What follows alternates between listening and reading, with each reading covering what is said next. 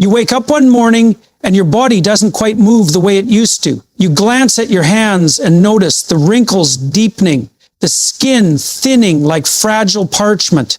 The mirror doesn't lie. 70 years or more of living stare back at you. And if you're not careful, you might begin to believe the lie that everything meaningful is now behind you. But that's a terrible mistake. Because in truth, some of the most profound peace, some of the deepest joy can emerge only when you've let go of what no longer serves you. And the tragedy is, many people carry burdens they should have discarded decades ago. The weight of these things isn't just emotional. It's physical, psychological, and spiritual. If you don't make peace with them now, they will rob you of the very thing you're yearning for, a peaceful and meaningful old age. You see, the idea that peace and happiness in old age just happen naturally is one of the most insidious falsehoods we've been fed. It doesn't come automatically. It takes work, conscious decision-making, discipline, and above all, courage. The courage to let go, not to accumulate more, but to subtract what has become dead weight. It's not about gaining more knowledge or wealth or admiration.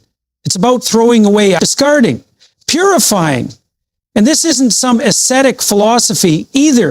It's deeply psychological. Jung talked about the integration of the shadow in the second half of life. That means coming to terms with who you are, facing what you avoided, and finally releasing what no longer serves the soul. Let me tell you something that might sound strange. After 70, the real work begins. And if you do it properly, there's more richness in these years than in any amount of youthful energy or ambition. Because now you have perspective. But you use it only if you lean into it. So let me walk you through 5 things you must throw away to truly live a peaceful and happy life past 70. And I don't mean these metaphorically. I mean this as directly as anything I've ever said. You must let these things die so that something else in you can live. The first is resentment. This one is deadly. It's so corrosive, it can ruin an entire life without ever making a sound. Resentment is the silent killer of peace. It's the festering wound that never scabs over because you keep picking at it, mentally replaying the slights, the injustices, the betrayals. You think you're preserving a sense of justice, but really, you're poisoning yourself. When you're 70 or older, you've had enough time to collect a whole museum of resentments. But ask yourself, what has it given you? Has it brought you peace? Has it made the people who wronged you suffer? Or has it just left you bitter and lonely? You must throw it away. And it's not easy, I know that, especially when you've been legitimately wronged. But carrying that pain as if it's your identity, that's a prison, and the door's been open the whole time. Forgiveness isn't weakness, it's wisdom. It's the understanding that freedom lies on the other side of letting go. Second, throw away the illusion of control. Now this one stings because many people spend their entire lives trying to manage, manipulate, and control their surroundings, their children, their spouses, even themselves. And control in its proper place is essential. You want to control your habits, your reactions, your responsibilities. But after 70, clinging to control over people, outcomes, or time itself, it's futile. And worse, it's exhausting.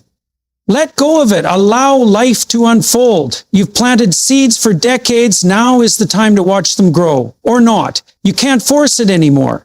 And trying to will only frustrate you and alienate others. There's deep peace in surrender. Not the kind that implies giving up, but the kind that acknowledges the reality of change. The Stoics called it amor fati, love of fate. Embrace what comes. Relinquish your death grip on the need for everything to go your way. That tight grasp will suffocate the joy that's trying to find you.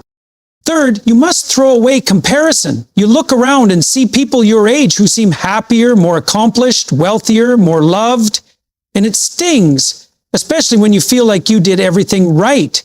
Or maybe you look back at your younger self with longing, even envy. But comparison is a trap. It's a distortion. At 70 and beyond, your life is not supposed to mirror someone else's. It's not a race. It never was. You're not supposed to be anything other than what you are right now. And that doesn't mean complacency. It means authenticity. True peace comes when you finally stop measuring yourself against standards that were never yours to begin with. And that's hard, because we're conditioned to compare from a very young age. But listen, the soul doesn't thrive in competition. It thrives in purpose. And purpose isn't found in looking sideways. It's found in looking inward. Fourth, throw away perfectionism. Oh, this one's sneaky. You think it's virtuous. You think you're just holding yourself to a high standard. But in truth, it's a kind of tyranny, a refusal to accept the beauty in your own humanity. And at 70, that tyranny becomes unbearable. You're no longer who you once were. Your body changes. Your memory might falter. Your energy declines. And if you cling to the idea that you must do everything flawlessly, you set yourself up for constant disappointment. Perfectionism robs you of joy, of spontaneity, of creativity. You have to embrace the imperfect now, the messy, the incomplete, because life isn't perfect and neither are you. And there's something deeply beautiful about that. The Japanese have a term, wabi-sabi, which refers to the beauty of imperfection, impermanence, and incompleteness. Your life, especially now, is a reflection of that beauty. Celebrate it. And finally, perhaps the most painful of all, throw away the need to be needed. That one cuts deep, doesn't it? Because for many people, their entire identity has been built around service, around being useful, around sacrifice. And those things are noble. But when the children grow, when the job ends, when people stop calling as often, you begin to wonder, what am I now? If no one needs me, do I still matter?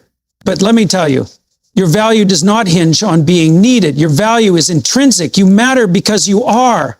And in this phase of life, the task is not to be needed, but to be present, to be wise, to be... The gift you offer now isn't your labor or your sacrifice, it's your presence, your experience, your ability to witness life without trying to fix or control it. That is a profoundly rare and healing presence in this chaotic world. And it's only available when you stop trying to derive your worth from being indispensable. So what do you do instead? Once you throw these things away, what takes their place? The answer is not in more doing, but in deeper being.